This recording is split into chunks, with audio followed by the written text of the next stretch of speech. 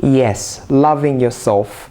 Now, that is different from being selfish. But I mean, one thing, there's a fine line in between the two of them, loving yourself and being selfish.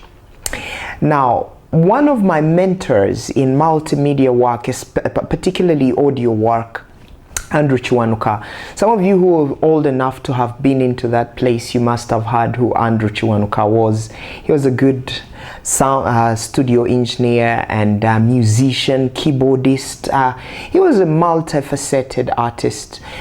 And he taught me, of the many things that he taught me, there's one personal thing that he taught me, and it was him saying, if you learn how to be this ounce of selfish, then you're going to be a happier person. Let me come back and we talk about happiness.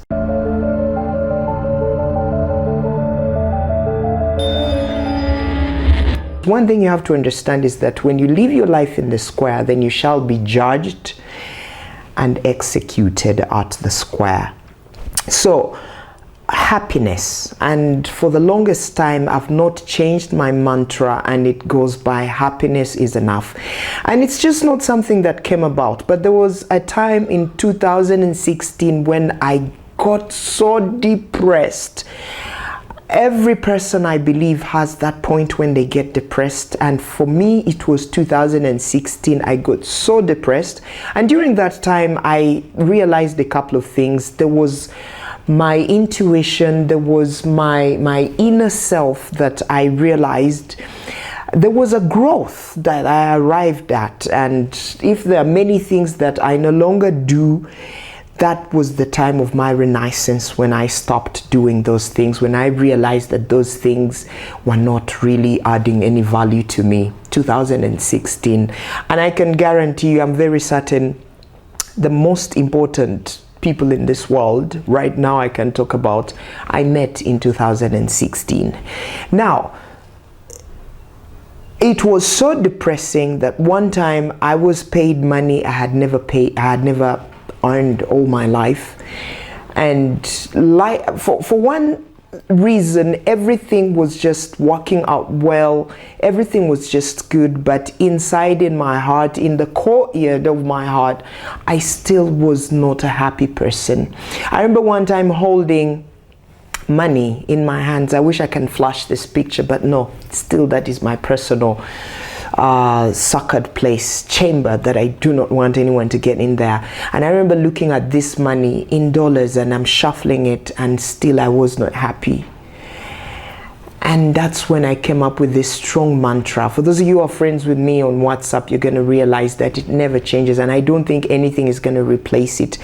And it goes by happiness is enough. Because that time I looked at that money, I looked at everything that was happening. I bought myself property, I did basic things that in my country, that if you've got those things, at least you've got to a certain place. But still in my heart, I still ask myself, now what?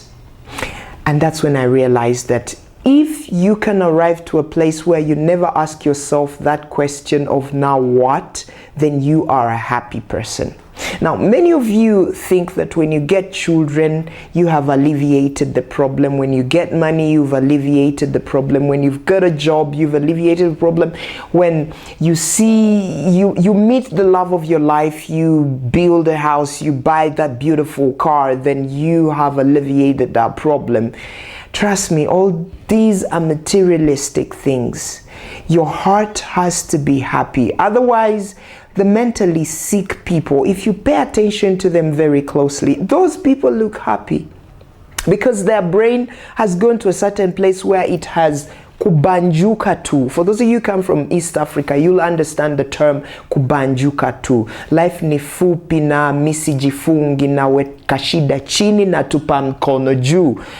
Life is short, and I'm not going to hustle about it. I'm not going to stress myself about it. I'm going to put down my troubles and throw my hands in the air and just rock. Life ni fupi na misijifungi na weka shida chini na tupa mikono juu. Babanjuka tu, kubanjuka. So if you can arrive to that place where unaweza kubanjuka, where you can banjuka and just feel, bask in the ambience and just be happy, then you're going to be a happy person.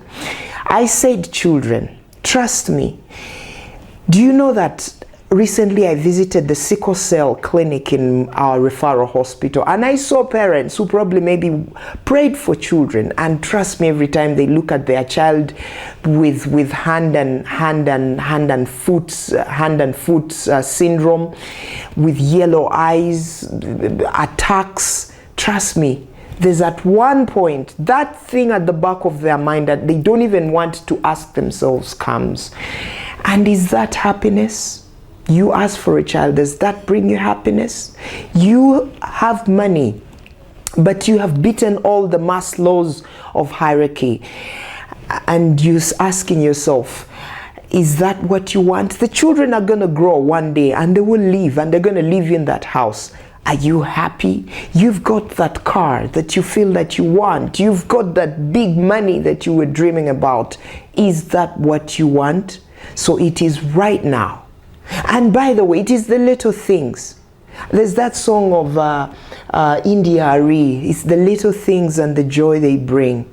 You might not be living in a big house, but as long as you can wake up and find happiness in your heart, I don't know how, but there's always that place, that way you find that happiness in your heart, and just bask in the ambience. Trust me, you're going to be happy. It could be in a partner, it could be in the job that you wanted, it could be in whatever it is, but make sure you start your research right now to find that happiness. Don't you think that because something makes someone happy, you're going to pursue it and you're also going to be happy? No, that's theirs. Tafuta yako. Look for yours. We all are here on earth differently. We came differently, and we're all going to go differently. So live life. And I mean it. Live life. Forget about what society gets up and justifies, ratifies everything and says this is what. Who wrote the laws of society? Someone, somewhere, was affected by completely different aspects and different things. They wrote those laws, and you've chosen to be confined, to be constricted, to be enslaved in a life that you cannot even justify or defend. Thank you very much.